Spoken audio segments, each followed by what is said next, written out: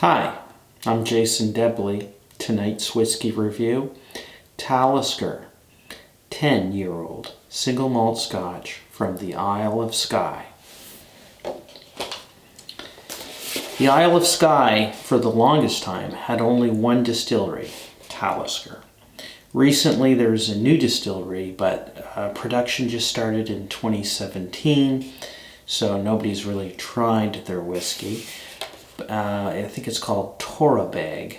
I'm probably mispronouncing that. But for now, the only really functioning distillery that's releasing bottles is Talisker, as has been the case for the longest time.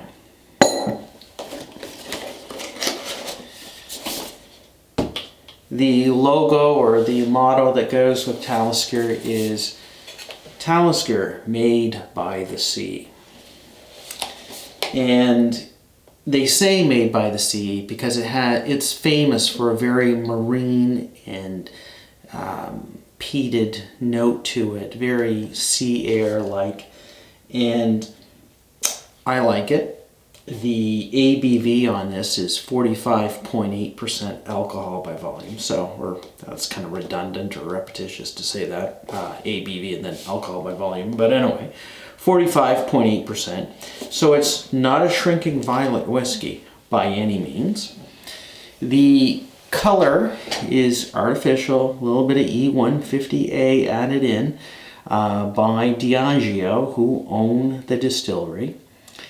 And it has been chill filtered, but it's still a great whiskey. I could try to build some suspense and taste it and then hold off on my opinion, but I'm going to come out. I like this. It's a good whiskey. Coming out of the whiskey closet. Cork Stopper. Like I said, the age statement is 10 years aged. What I've read online and in books is that it's aged. Actually, I'm going to measure this out as that's important. Aged exclusively in ex-bourbon casks.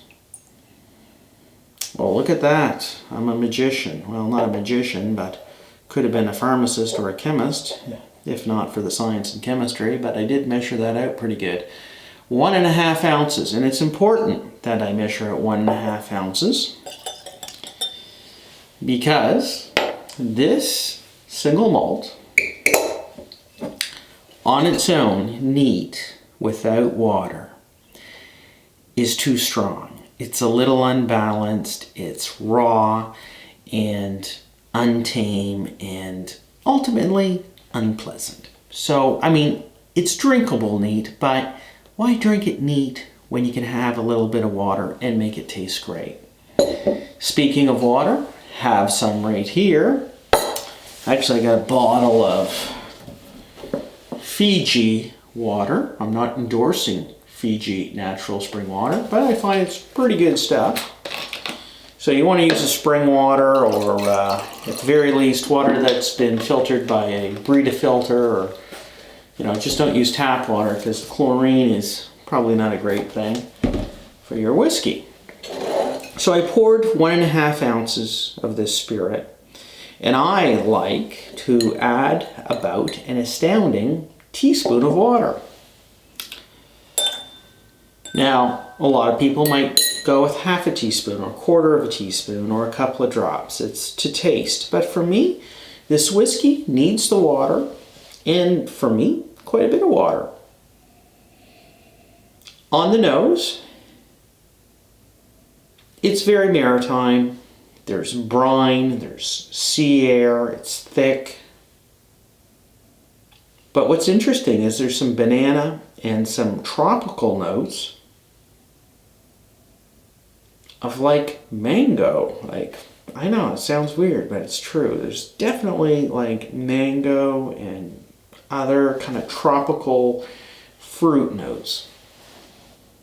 Not Fruit Loops, but tropical. Anyway, let's try this.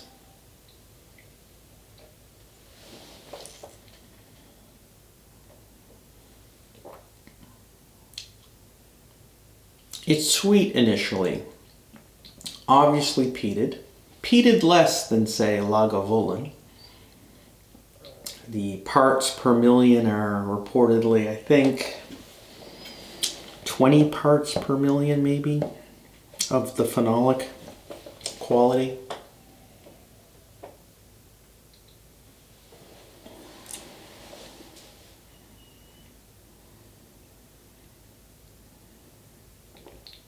Salted caramel, butterscotch, saltwater taffy,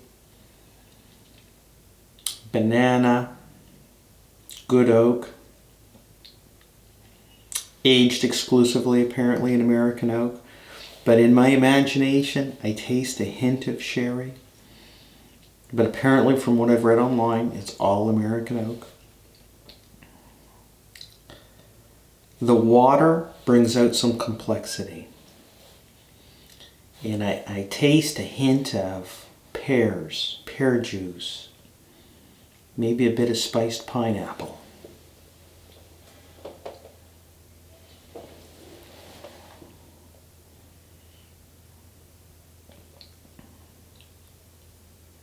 The finish, you're left with peppercorns, lingering, heavy, coarse, kosher salt, like you would find on a really good, fresh pretzel. It's sooty, but a smoky malt. The malted barley for this whiskey actually comes from the mainland. And like I said, it was peated at about 20 parts per million, which is less than Lagavulin and Laphroaig and other distilleries.